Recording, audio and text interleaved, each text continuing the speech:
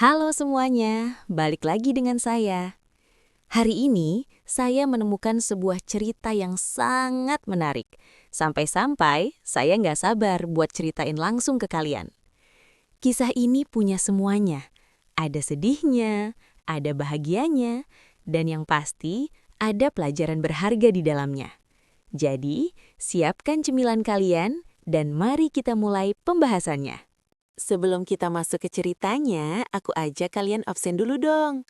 Yuk dukung channel ini dengan cara tekan tombol like dan subscribe sekarang juga.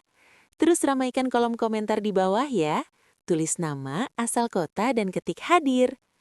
Aku pengen tahu nih, sahabat paling jauh dari kota mana aja? Lampu gantung kristal di ruang tamu kami membiaskan cahaya yang begitu indah, memantul pada tas Hermes edisi terbatas yang baru saja diletakkan Andra di atas meja marmer. Bagi orang luar, kami adalah potret keluarga sempurna yang menjadi dambaan setiap orang di komplek elit ini. Aku, Sarah, seorang ibu rumah tangga yang selalu tampil modis di setiap arisan sosialita. Andra, suamiku, yang tampan dan sukses sebagai konsultan bisnis independen, serta dua anak kami yang bersekolah di institusi internasional paling mahal di kota ini. Hadiah untuk istriku yang paling sabar, bisik Andra sambil mengecup keningku. Aroma maskulin dari parfum Tom Ford-nya selalu menenangkan, setidaknya sampai malam itu. Mas, apa ini tidak terlalu berlebihan? Bukankah kamu baru saja memberiku perhiasan bulan lalu? Tanyaku sambil mengelus permukaan kulit tas yang halus itu.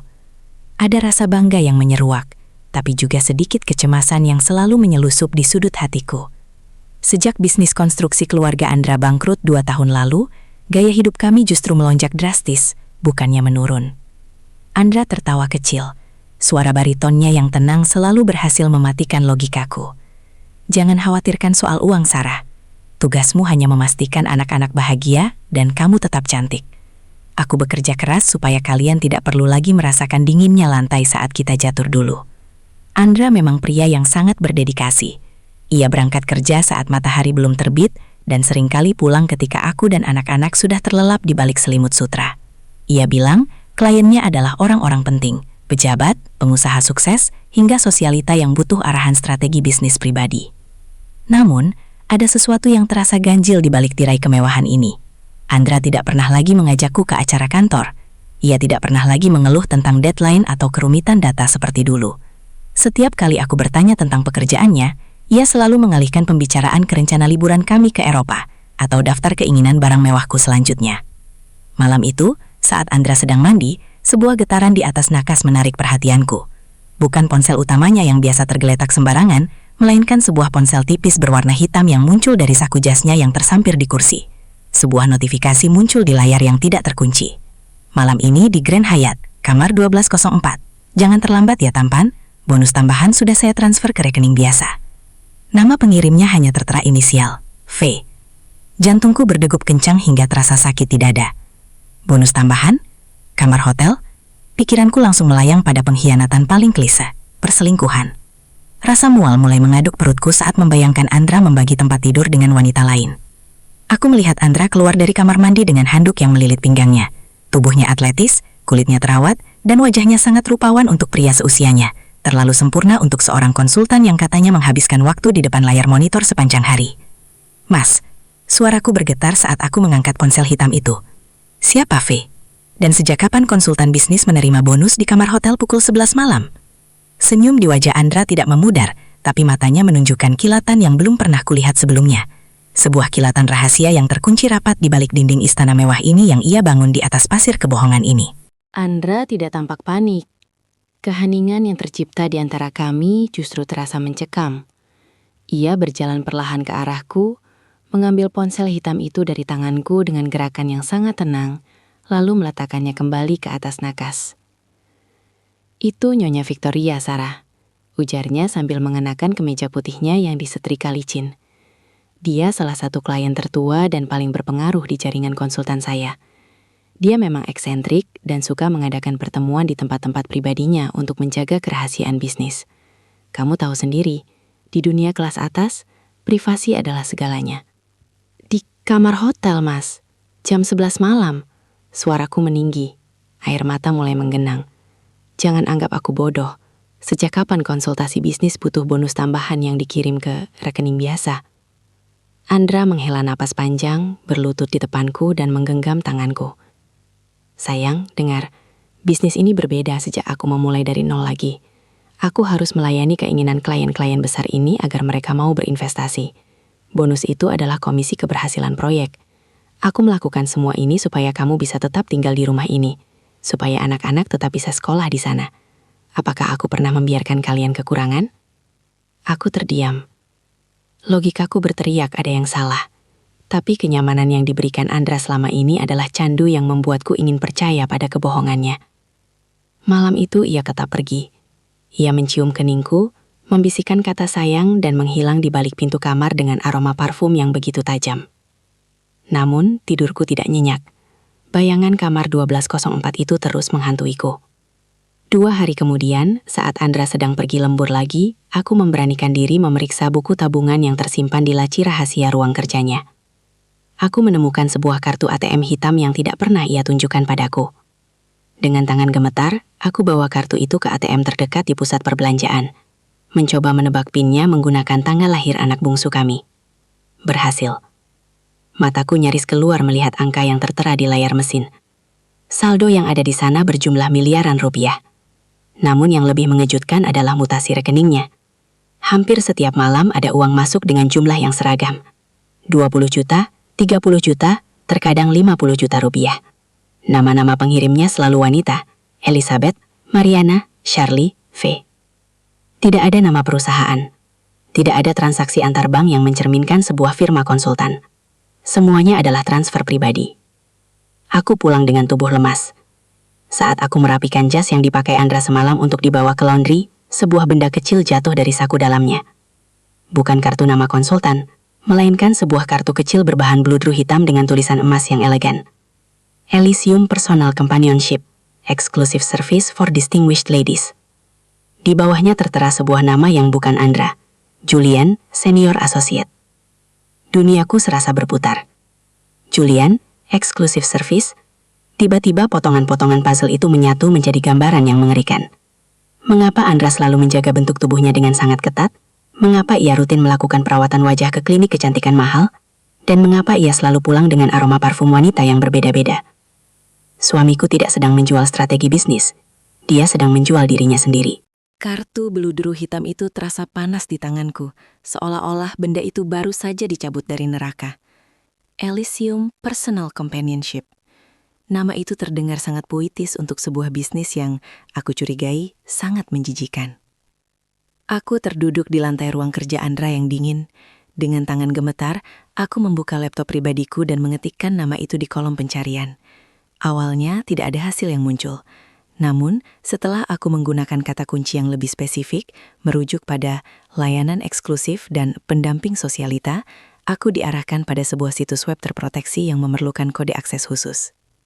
Aku teringat ponsel hitam Andra. Aku mencari ponsel itu di laci tempat ia menyembunyikannya semalam sebelum ia mandi. Beruntung, ia lupa membawanya.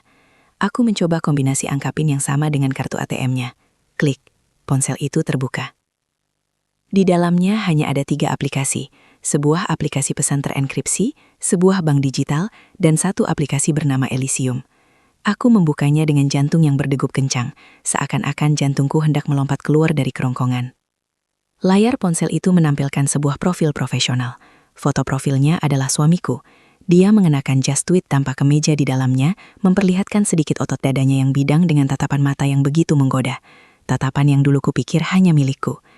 Di bawah foto itu tertulis nama panggungnya, Julian. Status, Senior Associate, Top Rated. Keahlian, Fine Dining Escort, Emotional Support, Deep Conversation, Private Travel. Tarif, 15 juta rupiah per 4 jam. Exclude tips and gift. Aku menutup mulutku agar ceritanku tidak pecah. Air mata mulai mengalir deras membasahi layar ponsel itu.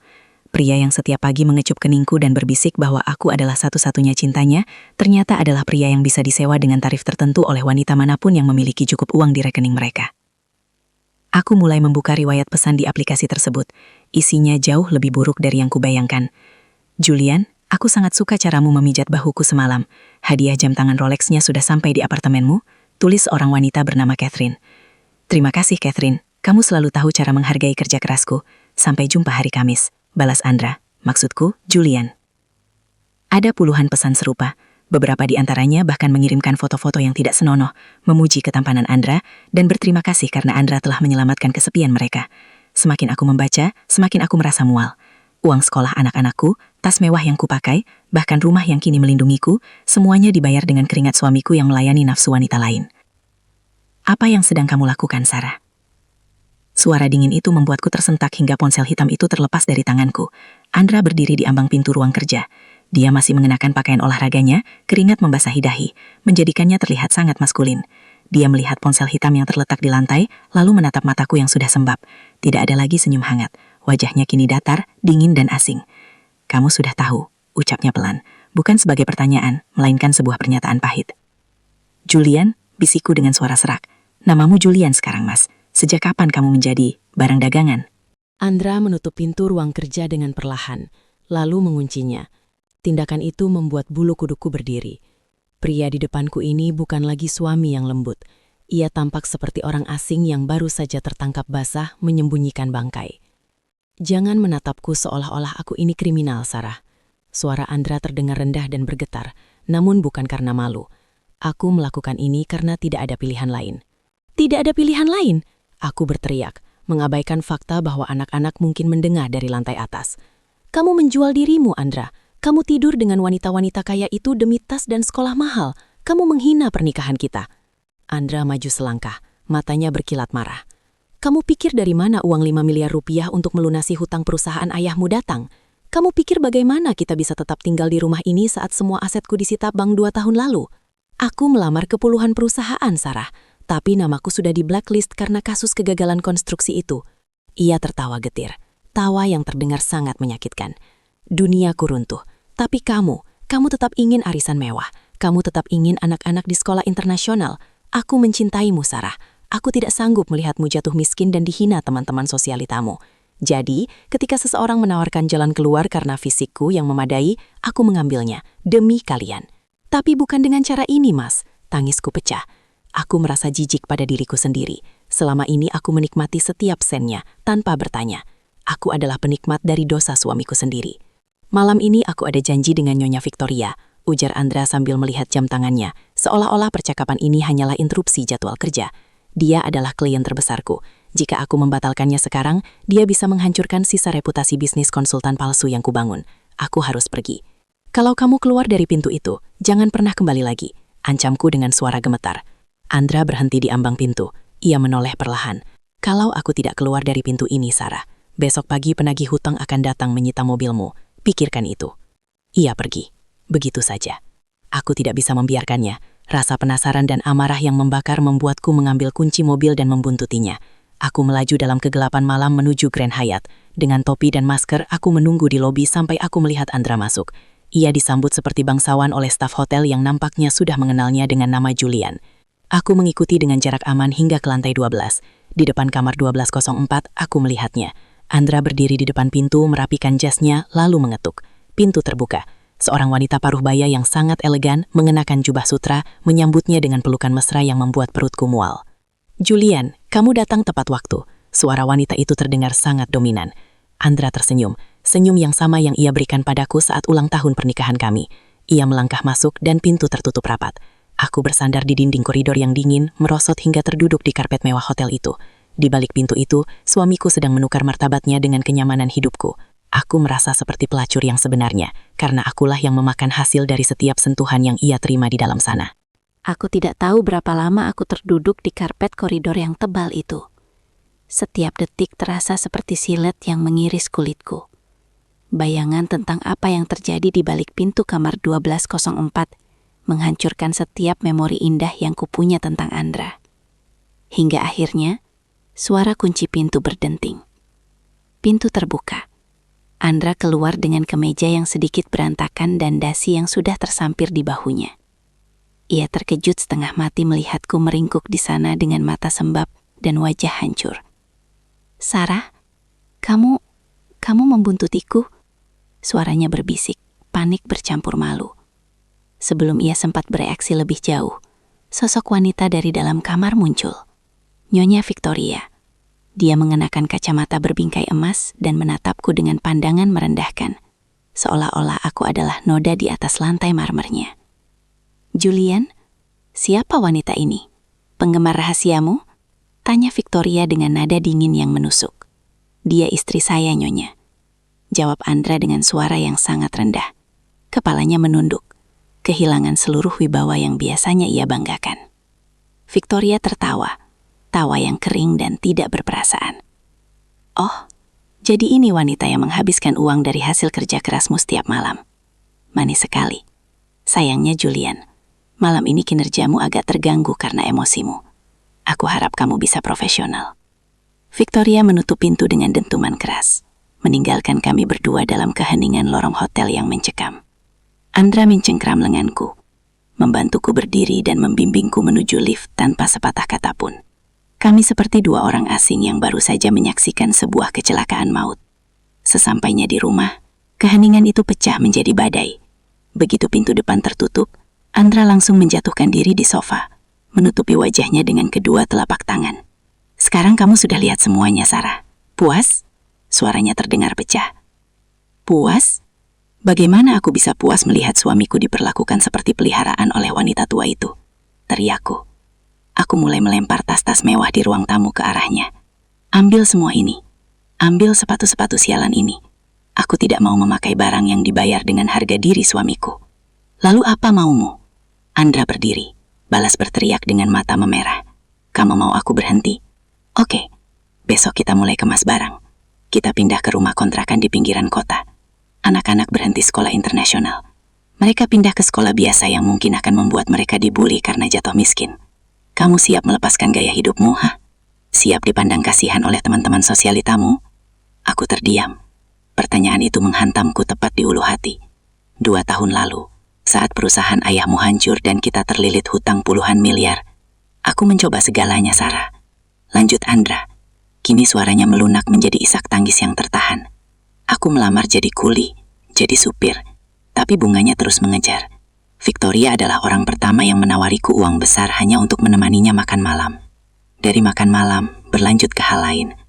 Aku benci diriku sendiri setiap kali aku menyentuh mereka, Sarah. Setiap kali aku pulang, aku mandi berkali-kali karena merasa kotor.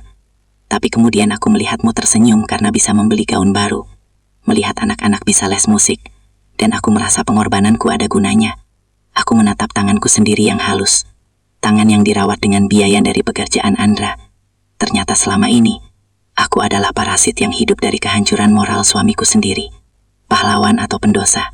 Aku tidak tahu lagi kategori apa yang pantas untuk Andra. Sisa malam itu kami lalui dalam jarak yang membentang luas meski kami berada di bawah atap yang sama. Andra tidur di sofa ruang kerja, sementara aku meringkuk di tempat tidur king size kami, menatap langit-langit kamar yang tinggi.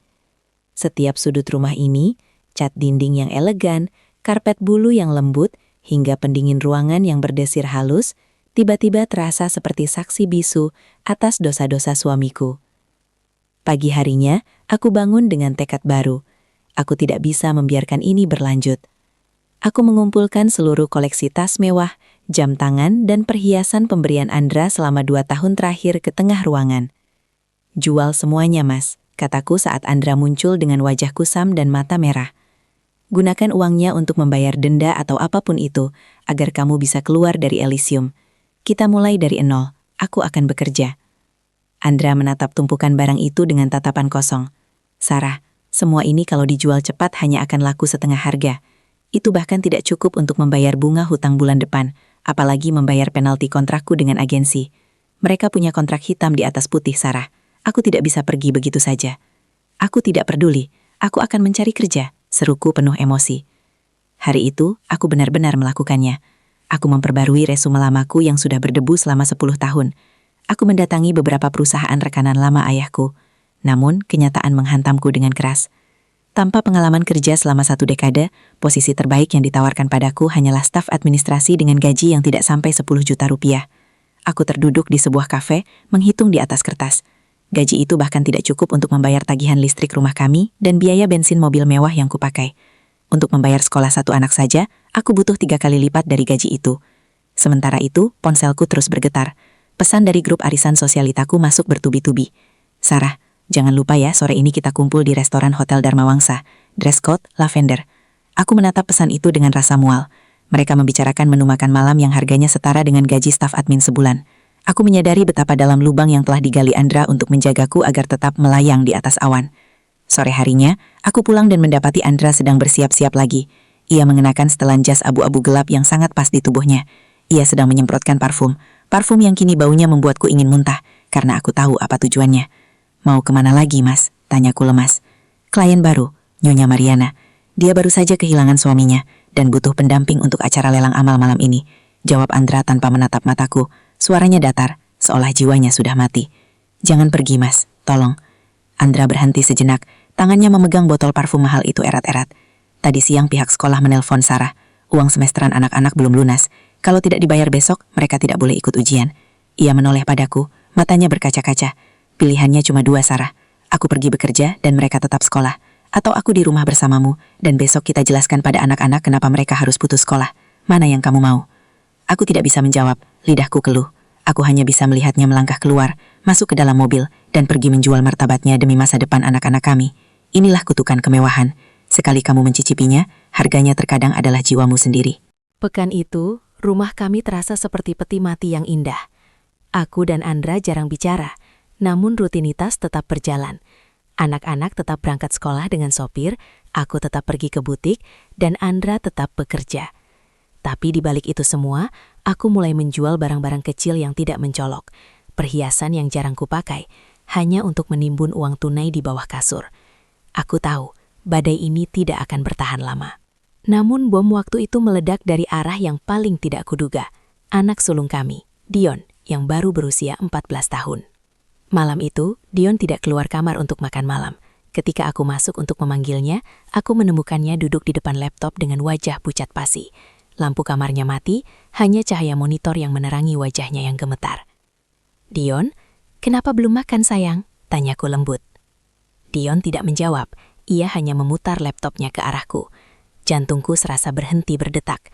Di layar itu, ada sebuah forum diskusi anonim di situs web lokal yang membahas tentang gaya hidup mewah sosialita ibu kota. Seseorang telah mengunggah foto candid Andra yang sedang menggandeng Nyonya Mariana di acara lelang amal semalam. Komentar di bawahnya sangat brutal. Bukankah ini suaminya Sarah? Wah, jadi benar desas-desusnya kalau dia itu simpanan tante-tante kaya buat bayar cicilan rumahnya? Julian si senior associate Elysium, tarifnya mahal bro, pantas istrinya bisa pakai tas harga ratusan juta. Bun, suara Dion pecah. Ini ayah, Julian itu ayah. Aku terpaku, lidahku keluh. Aku ingin berbohong, aku ingin mengatakan itu hanya orang yang mirip, tapi mata Dion yang cerdas menatapku dengan tuntutan kebenaran yang menghancurkan. Kenapa ayah melakukan itu, Bun? Apa kita semiskin itu sampai ayah harus seperti itu? Dion mulai terisak. Rasa malu yang luar biasa terpancar dari wajahnya. Baginya, ayah adalah pahlawan, sosok yang membangun gedung-gedung tinggi, bukan pria yang disewa untuk menemani kesepian wanita kaya. Tepat saat itu, pintu depan terbuka. Andra pulang. Aku mendengar suaranya memanggil kami dengan nada ceria yang dipaksakan. Ia masuk ke kamar Dion, masih mengenakan jas mahalnya, membawa kotak pizza kesukaan Dion. "Hei jagoan, ayah bawa." Kata-katanya terhenti saat melihat laptop yang masih menyala dan air mata di wajah putranya. Ruangan itu mendadak kehilangan oksigen. Andra menatapku, lalu menatap layar, dan akhirnya menatap Dion. Kotak pizza di tangannya merosot jatuh ke lantai. "Dion? Ayah bisa jelaskan," suara Andra bergetar. "Jelaskan apa ya?" Dion berdiri, suaranya penuh kemarahan. "Bahwa semua uang sekolahku, semua barang permainanku, berasal dari hal menjijikan seperti ini? Aku malu ya. Teman-temanku di sekolah mungkin sudah lihat ini. Aku nggak mau sekolah lagi." Dion berlari keluar kamar, menabrak bahu ayahnya dan mengunci diri di kamar mandi. Suara tangisnya yang tertahan terdengar sampai ke lorong. Andra jatuh berlutut di atas lantai karpet kamar Dion. Ia menutupi wajahnya dengan tangan, bahunya terguncang hebat. Inilah saat yang paling ia takuti. Ketika topeng pahlawan yang ia bangun dengan peluh dan kehinaan itu hancur di depan mata anak yang paling ia cintai. "Aku sudah tamat, Sarah," bisiknya di sela isak tangisnya. "Kehormatanku sudah habis." Aku mendekatinya, tidak untuk memaki, tapi karena aku menyadari bahwa harga yang kami bayar untuk kemewahan ini jauh lebih besar daripada sekadar uang. Kami telah kehilangan jiwa keluarga kami. Malam itu berakhir dengan keheningan yang lebih pekak dari ledakan. Dion menolak keluar dari kamar mandi sampai lewat tengah malam. Dan ketika ia keluar, ia langsung mengunci diri di kamarnya tanpa sepatah kata pun. Andra hanya bisa duduk bersandar di pintu kamar putranya, menangis dalam diam sampai matanya bengkak. Namun, dunia luar tidak memberi kami waktu untuk berduka. Pagi harinya, sebuah mobil sedan hitam mewah berhenti di depan gerbang rumah kami.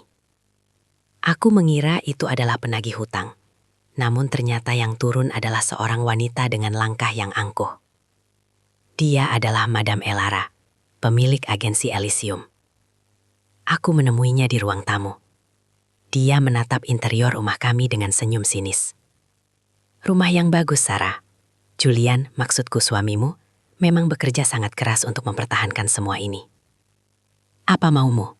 Tanyaku ketus. Andra ingin berhenti. Kami akan menjual semuanya dan membayar denda kontraknya. Madam Elara tertawa. Suara tawa yang dingin. Sayangnya ini bukan lagi soal uang, sayang. Nyonya Mariana, klien terakhir suamimu, sangat tidak puas karena Julian membatalkan janji secara mendadak semalam. Dan Mariana bukan orang yang bisa disepelekan. Dia punya pengaruh besar di dewan sekolah anak-anakmu dan di bank tempat kalian memiliki hutang. Andra muncul dari arah tangga. Wajahnya kuyu namun matanya menyorotkan kebencian. Aku sudah bilang aku berhenti, Elara. Ambil semua komisiku yang tersisa, tapi jangan ganggu keluargaku. Elara berdiri, berjalan mendekati Andra dan merapikan kerah kemejanya yang kusut. Kamu lupa satu hal, Julian. Aku tidak pernah membiarkan aset terbaikku pergi begitu saja, apalagi setelah aku tahu siapa istrimu. Aku mengerutkan kening. Apa maksudmu? Elara menoleh pada aku dengan tatapan yang penuh dendam masa lalu. 10 tahun lalu, ayahmu menghancurkan bisnis keluarga saya lewat akuisisi paksa yang kotor. Saya kehilangan segalanya, Sarah. Jadi, ketika Andra datang melamar ke Elysium dengan wajah putus asa 2 tahun lalu, saya tahu Tuhan sedang memberikan hadiah pada saya. Saya sengaja mendorongnya menjadi Julian, mengajarinya cara merayu, dan memberinya uang melimpah supaya kalian terbiasa dengan kemewahan. Saya ingin kalian terbang setinggi mungkin, supaya saat jatuh nanti, tulang kalian hancur ke keping-keping. Duniaku serasa berhenti berputar. Jadi, selama ini Andra hanyalah bidak catur dalam rencana balas dendam wanita ini? Dan sekarang, kehancuran itu dimulai, sambil melempar sebuah amplop ke meja. Foto-foto Julian dengan berbagai klien sudah dikirim ke grup orang tua murid di sekolah Dion. Dan Nyonya Mariana sudah menelepon pihak bank untuk mempercepat penyitaan rumah ini, karena ketidaklayakan moral debitur. Kamu monster, teriakku. Saya hanya penagih hutang sejarah, Sarah, jawab Elara tenang, sambil melangkah keluar. Julian, kamu punya waktu 24 jam untuk mengosongkan rumah ini. Selamat menikmati kemiskinan yang nyata. Andra jatuh terduduk di lantai. Pria yang selama ini mengorbankan martabatnya demi menjaga martabatku, kini menyadari bahwa segala pengorbanannya justru menjadi senjata untuk menghancurkan kami. Kami berdiri di tengah istana yang kami banggakan, menyadari bahwa setiap bata yang menyusunnya telah dilumuri racun sejak awal. Efek dari ancaman Elara tidak butuh waktu lama untuk menjadi kenyataan. Pagi itu, saat matahari baru saja menyentuh atap rumah kami, ponselku meledak dengan notifikasi. Grup WhatsApp arisan, grup orang tua murid, hingga pesan singkat dari nomor-nomor tak dikenal memenuhi layar. Foto-foto Andra, sebagai Julian, sedang berada di barisan acara eksklusif dengan wanita-wanita berbeda, tersebar luas. Judul di forum gosip lokal itu sangat kejam. Konsultan bisnis atau pemuas nafsu, kedok di balik kemewahan keluarga Sarah terbongkar. Bun, aku nggak mau keluar kamar. Tolong jangan suruh aku keluar. Suara Dion terdengar parau dari balik pintu yang terkunci. Ia sudah melihatnya. Anak bungsuku yang masih berusia 10 tahun hanya bisa menangis melihat foto ayahnya dihujat di internet tanpa benar-benar mengerti apa yang terjadi. Di luar gerbang, beberapa orang mulai berkumpul. Bukan hanya wartawan hiburan yang haus skandal, tapi juga tetangga yang selama ini tersenyum manis, kini menatap rumah kami seolah-olah bangunan ini adalah sarang penyakit menular. Kita harus pergi sekarang, Mas, kataku sambil memasukkan baju-baju anak ke dalam tas koper seadanya. Aku tidak lagi memikirkan tas Hermes atau perhiasan, aku hanya ingin menyelamatkan mental anak-anakku. Andra berdiri di tengah ruang tamu, menatap dinding yang penuh dengan foto keluarga kami. Ia tampak seperti mayat hidup. Aku yang melakukan ini, Sarah. Aku yang membawa kotoran ini ke rumah kita. Biarkan aku yang menghadapi mereka. Kamu bawa anak-anak pergi lewat pintu belakang. Tidak. Aku mencengkeram bahunya dengan kuat. Kita melakukannya bersama. Aku menikmati uang itu, aku juga harus menanggung malunya, tapi kita tidak bisa tinggal di sini. Tepat saat itu, sebuah mobil derek tiba di depan gerbang bersama petugas dari bank. Mereka membawa surat penyitaan resmi. Dengan pengeras suara, mereka meminta kami mengosongkan rumah dalam waktu 2 jam. Elara benar-benar tidak main-main. Dia mempercepat semua proses hukum dengan kekuasaannya. Saat kami mencoba keluar melalui pintu depan, masa sudah menunggu. Kilatan lampu kamera membutakan mata. Julian, benarkah tarifmu 50 juta semalam? Sarah, apa kamu tahu suamimu menjual diri untuk membiayai gaya hidupmu? Pertanyaan-pertanyaan itu seperti belati yang menghujam jantung. Andra merengkangkan tangannya, mencoba melindungi aku dan anak-anak yang menunduk dalam-dalam. Dion menutupi wajahnya dengan jaket, bahunya bergetar hebat karena malu dan takut. Tiba-tiba, sebuah telur busuk mendarat di jas mahal Andra. Disusul dengan makian dari salah satu tetangga yang suaminya pernah bangkrut dan merasa iri pada kemewahan kami. Munafik, dasar keluarga sampah. Di detik itu, Andra berhenti melangkah. Ia melepaskan jasnya yang kotor, membuangnya ke aspal, dan berdiri tegak dengan kemeja putihnya yang kusut. Ia tidak membalas makian itu. Ia hanya menatap mereka dengan tatapan hancur namun pasrah. Hujat saya sesuka kalian, teriak Andra dengan suara serak. Hina saya, tapi jangan sentuh anak istri saya. Saya pelakunya, saya yang kotor. Aku menarik tangan Andra, memaksa kami masuk ke mobil lama yang luput dari penyitaan karena atas nama ibuku. Kami membelah kerumunan itu, meninggalkan istana yang kini resmi menjadi monumen kehancuran Hami. Di dalam mobil, tidak ada musik, tidak ada pembicaraan. Hanya ada isak tangis anak-anak dan aroma sisa-sisa kemewahan yang kini berbau amis pengkhianatan. 3 bulan kemudian. Suara bising kota Jakarta kini digantikan oleh suara jangkrik dan gemericik air dari pancuran bambu di belakang rumah kontrakan kecil kami di pinggiran sebuah desa di Jawa Barat. Rumah ini luasnya tidak lebih besar dari ruang ganti di rumah kami yang dulu. Tidak ada lampu gantung kristal, yang ada hanyalah bohlam kuning yang sesekali berkedip. Aku sedang sibuk membungkus nasi uduk pesanan pelanggan saat Andra pulang. Dia tidak lagi mengenakan jas custom made seharga puluhan juta. Dia mengenakan kaos oblong biru yang sedikit pudar dan celana kargo penuh noda semen.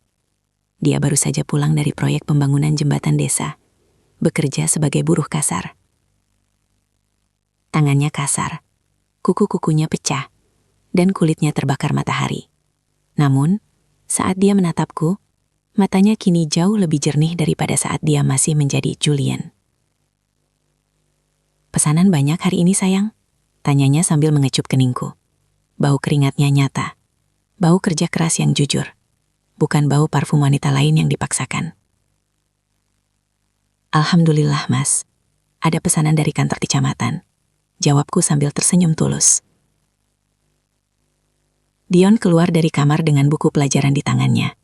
Dia bersekolah di SMA negeri setempat. Awalnya sangat berat baginya. Dia sempat depresi dan menolak bicara. Namun, melihat ayahnya setiap hari pulang dengan tubuh lelah, namun tetap memeluknya dengan penuh kasih, dinding kebencian di hatinya perlahan runtuh. Dion belajar satu hal yang tidak dia dapatkan di sekolah internasional. Arti sebuah pertobatan. Malamnya, kami makan malam di atas tikar. Menunya hanya tempe goreng, sambal dan sayur asem. Mas, aku memulai pembicaraan.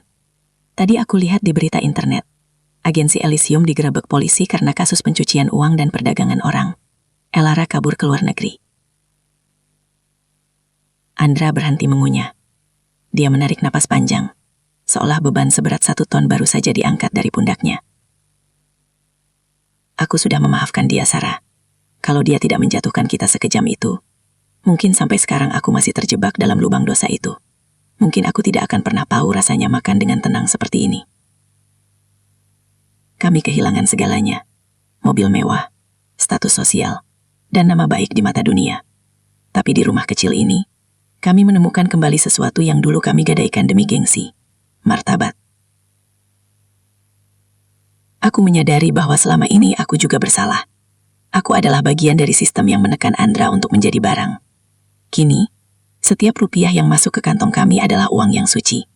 Tidak banyak, tapi cukup untuk membuat kami tidur nyenyak tanpa takut akan ketukan pintu dari masa lalu. Andra menggenggam tanganku. Tangannya yang kasar terasa sangat kuat. Terima kasih sudah tidak pergi, Sarah. Terima kasih sudah mau hidup susah bersamaku. Kita tidak sedang hidup susah, Mas. Balasku sambil menatap kedua anak kami yang sedang tertawa kecil memperebutkan potongan tempe terakhir. Kita hanya sedang memulai hidup yang sebenarnya. Di bawah atap seng yang sesekali bocor saat hujan, kami belajar bahwa kemewahan paling hakiki bukan terletak pada apa yang melekat di tubuh, melainkan pada ketenangan jiwa saat bercermin. Kami bukan lagi keluarga sempurna di sampul majalah, tapi kami adalah keluarga yang utuh di mata Tuhan. Tamat. Oke, itu dia pembahasan kita hari ini. Gimana? Cukup bikin geleng-geleng kepala, kan? Saya harap kalian dapat sesuatu dari video ini, atau minimal bisa nemenin waktu luang kalian. Jangan lupa subscribe kalau kalian nggak mau ketinggalan cerita-cerita menarik berikutnya yang bakal saya bahas. Makasih udah mampir di channel ini. Sampai jumpa lagi di video berikutnya.